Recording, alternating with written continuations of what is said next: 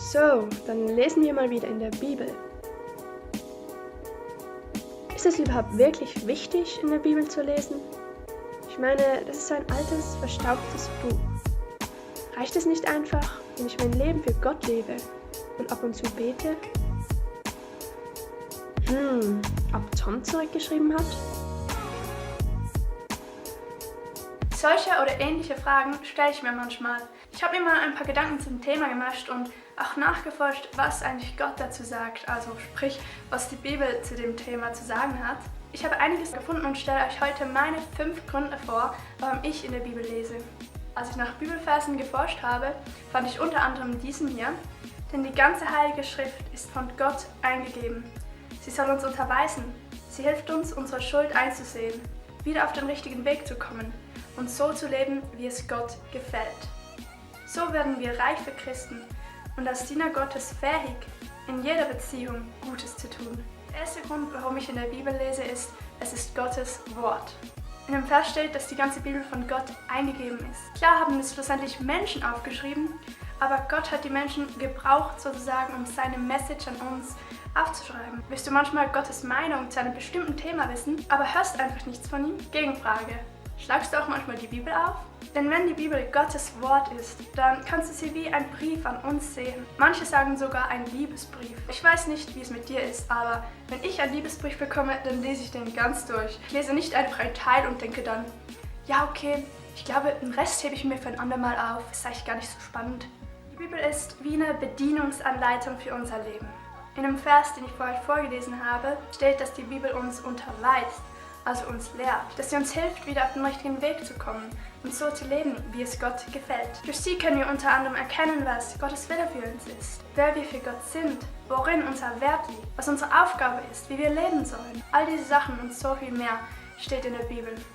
Wir entlarven die Lügen dieser Welt.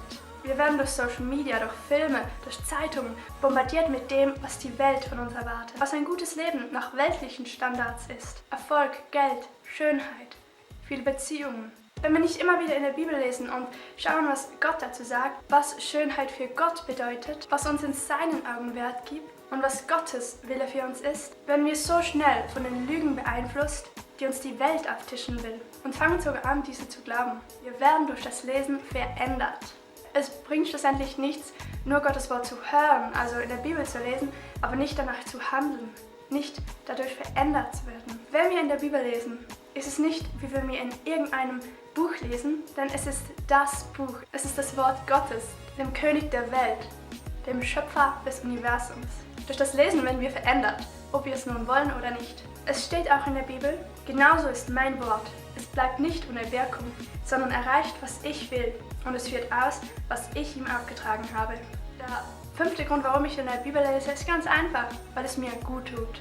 Ich bekomme einfach neue Kraft und tanke auf, wenn ich in der Gegenwart Gottes bin. Also ich denke, das sind schon einige Gründe, warum es sich lohnt, in der Bibel zu lesen. Es gibt sicher noch ganz viele andere, die ich jetzt nicht aufgezählt habe.